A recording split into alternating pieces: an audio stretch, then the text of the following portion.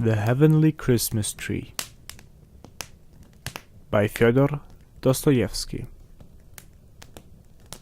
I am a novelist, and I suppose I have made up this story. I write, I suppose, though I know for a fact that I have made it up. But yet, I keep fancying that it must have happened somewhere at some time, that it must have happened on Christmas Eve in some great town in a time of terrible frost. I have a vision of a boy, a little boy, 6 years old or even younger. This boy woke up that morning in a cold, damp cellar. He was dressed in a sort of little dressing gown and was shivering with cold. There was a cloud of white steam from his breath, and sitting on a box in the corner, he blew the steam out of his mouth and amused himself in his dullness, watching it float away. But he was terribly hungry. Several times that morning he went up to the plank bed where his sick mother was lying on a mattress as thin as a pancake, with some sort of bundle under her head for a pillow. How had she come here? She must have come with her boy from some other town and suddenly fallen ill. The landlady who let the corners had been taken 2 days before to the police station. The lodgers were out and about as the holiday was so near, and the only one left had been lying for the last 24 hours dead drunk, not having waited for Christmas. In another corner of the room, a wretched old woman of 80, who had once been a children's nurse, but was now left to die friendless, was moaning and groaning with rheumatism, scolding and grumbling at the boy, so that he was afraid to go near her corner. He had got a drink of water in the outer room, but could not find a crust anywhere, and had been on the point of waking his mother a dozen times. He felt frightened, at last, in the darkness. It had long been dusk, but no light was kindled. Touching his mother's face, he was surprised that she did not move at all, and that she was cold as the wall. "It is very cold here," he thought. He stood a little, unconsciously letting his hands rest on the dead woman's shoulders. Then he breathed on his fingers to warm them, and then, quietly fumbling for his cap on the bed, he went out of the cellar. He would have gone earlier, but was afraid of the big dog which had been howling all day at the neighbor's door at the top of the stairs. But the dog was not there now, and he went out into the street. Mercy on us, what a town! He had never seen anything like it before. In the town from which he had come, it was always such black darkness at night. There was one lamp for the whole street. The little, low-pitched wooden houses were closed up with shutters. There was no one to be seen in the street after dusk. All the people shut themselves up in the houses, and there was nothing but the howling of packs of dogs, hundreds and thousands of them barking and howling all night. But there it was so warm, and he was given food, while here, oh dear, if he only had something to eat. And what a noise and rattle here! What light and what people! Horses and carriages! And what a frost! The frozen steam hung in clouds over the horses, over the warmly breathing mouths. Their hoofs clanked against the stones, through the powdery snow. And everyone pushed so, and oh dear, how he longed for some morsel to eat, and how wretched he suddenly felt. A policeman walked by and turned away to avoid seeing the boy. Here was another street. Oh, what a wide one. Here he would be run over for certain. How everyone was shouting, racing, and driving along. And the light! The light! And what was this? A huge glass window, and through the window a tree reaching up to the ceiling. It was a fir tree, and on it were ever so many lights, gold papers, and apples, and little dolls, and horses. And there were children, clean and dressed, and the best running about the room, laughing and playing and eating and drinking something. And then a little girl began dancing with one of the boys. What a pretty little girl. And he could hear the music through the window. The boy looked and wondered and laughed. Though his toes were aching with the cold, and his fingers were red and stiff so that it hurt him to move them. And all at once the boy remembered how his toes and fingers hurt him, and began crying, and ran on.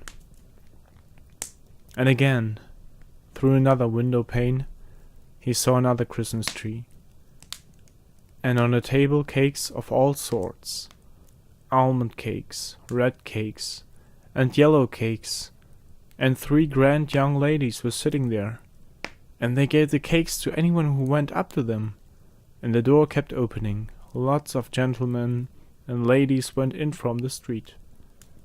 The boy crept up, suddenly opened the door, and went in. Oh, how they shouted at him and waved him back. One lady went up to him hurriedly and slipped a kopeck into his hand, and with her own hands opened the door into the street for him. How frightened he was, and the kopeck rolled away and clinked upon the steps. He could not bend his red fingers to hold it tight. The boy ran away and went on, where he did not know. He was ready to cry again, but he was afraid, and ran on, and blew his fingers. And he was miserable because he felt suddenly so lonely and terrified. And all at once, mercy on us. What was this again? People were standing in a crowd, admiring. Behind a glass window there were 3 little dolls, dressed in red and green dresses, and exactly as though they were alive. One was a little old man, sitting and playing a big violin.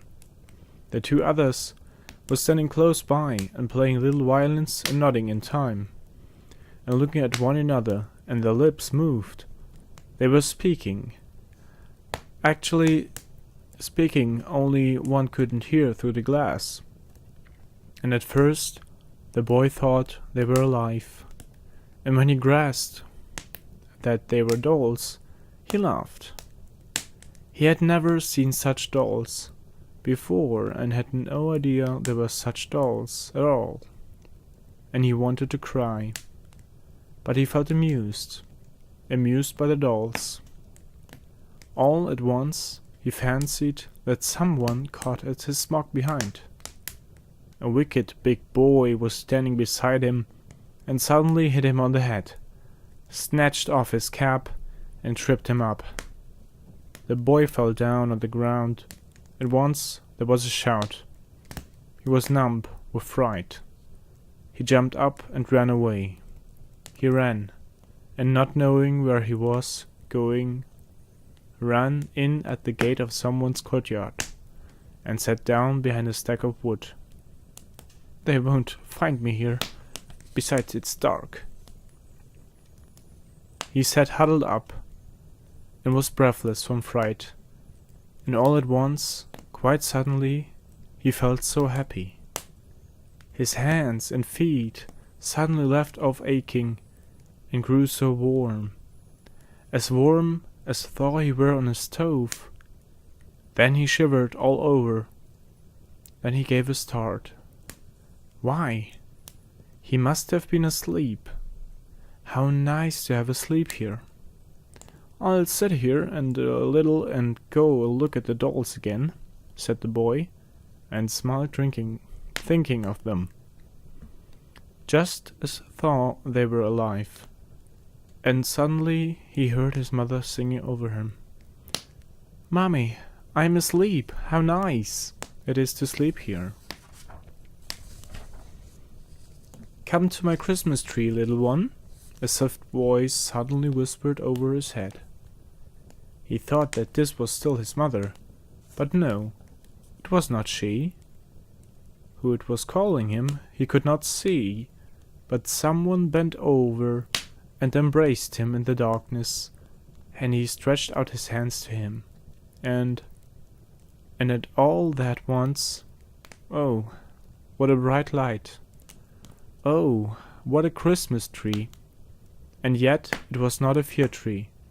He had never seen a tree like that. Where was he now? Everything was bright and shining, and all around him were dolls. But no, they were not dolls. They were little boys and girls, only so bright and shining. They all came flying round him. They all kissed him, took him, and carried him along with them. And he was flying himself, and he saw that his mother was looking at him and laughing joyfully. "Mommy, Mommy! Oh, how nice it is here, Mommy!" And again he kissed the children and wanted to tell them at once of those dolls in the shop window. "Who are you, boys? Who are you, girls?" he asked, laughing and admiring them. "This is Christ's Christmas tree," they answered. "Christ always has a Christmas tree on this day for the little children who have no tree of their own." And he found out that all these little boys and girls were children just like himself, that some had been frozen in the baskets in which they had as babies been laid on the doorsteps of well-to-do Petersburg people. Others had been boarded out with Finnish women by the foundling and had been suffocated. Others had died at their starved mother's breasts.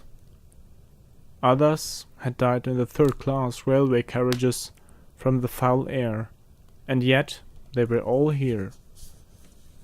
They were all like angels about Christ, and he was in the midst of them, and held out his hands to them, and blessed them and their sinful mothers. And the mothers of these children stood on one side weeping. Each one knew her boy or girl, and the children flew up to them and kissed them, and wiped away their tears with their little hands, and begged them not to weep because they were so happy. And down below in the morning, the porter found the little dead body of the frozen child on the woodstack. They sought out his mother too. She had died before him. They met before the Lord God in heaven. Why have I made up such a story, so out of keeping with an ordinary diary, and the writers above all? And I promised 2 stories dealing with real events.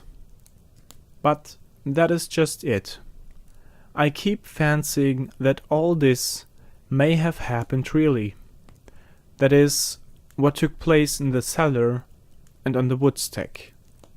But as for Christ's Christmas tree, I cannot tell you whether that could have happened or not. So why have I picked this story in particular? A story with a Christian theme and storyline. To be honest, I like the open ending.